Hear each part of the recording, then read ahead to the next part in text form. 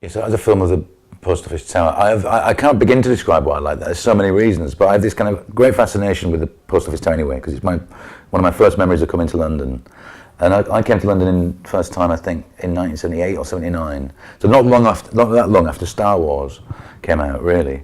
And to me, that was like a space-age thing, to see this enormous, coming from a kind of very small town, to see this enormous building that's so modern and so futuristic, and which it still is, really. I mean, it's kind of retro-futuristic now, because it was, I think, a great symbol of the jet age and a great symbol of that kind of modernity applied and what we imagined the future would be in the late 60s and well, before, actually, but up until the sort of jet age ended.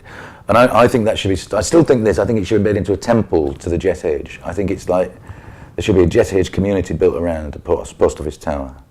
And only future-thinking people should be allowed to live near there, and everybody else should be forced to live in the Mumford-ized world, you know, a kind of the kind of crappy world of pulled pork, you know, where we jet age food from tubes if we live near the Post Office Tower. But that piece of footage, I think, there's so many things that, you know, what's amazing to me as well is that the restaurant that it shows in there was actually a Butlins franchise. For people that don't know what Butlins is, Butlins was a kind of very mass holiday camp in Britain that started in the 1930s. It was aimed only at working class people.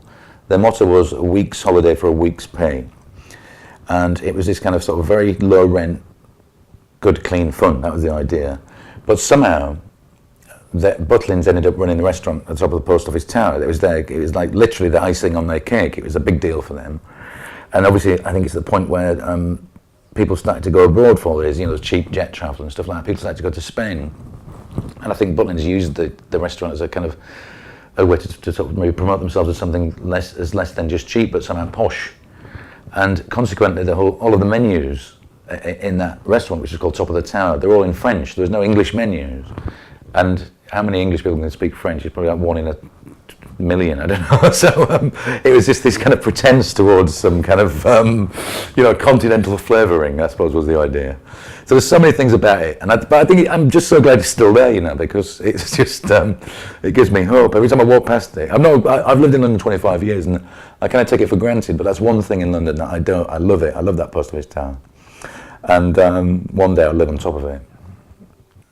So this is still Scott King on STRRR TV, and I'm just about to announce the last clip that I'd like to show you, and it's by David Hall, a video artist, or film video artist, well, and it's called Tap Piece from 1971, I think.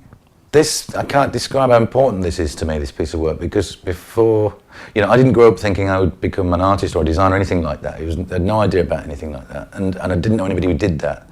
You know, people who were artists near me when I was growing up drew pictures of people's children in pastels, or Labradors in pastels, you know, so it was a world away. But I remember seeing this on TV as a kid, and I'd kind of forgotten about it, or it was somewhere in my kind of deep subconscious.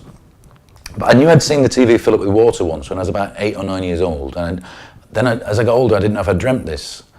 And not that many years ago, maybe when I was in my 20s, I don't know, 30, a long time ago, some years later anyway, I realised this was an artwork, and that I'd not imagined it, and the TV did fill up with water.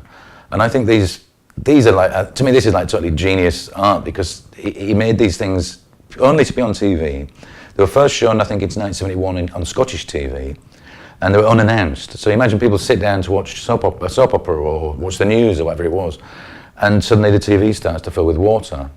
And I just think, to me, that making that level of kind of intervention to, you know, millions of people, and something so, you know, brilliant and simple and kind of subversive, I suppose you'd have to say, really. I just think it's one of the most beautiful artworks, you know. It's because it engages, you know, it's just, on so many levels it's absolutely genius, you know. And I'm glad it's real, I'm glad I didn't dream it. So it's still one of my favourite artworks, I think.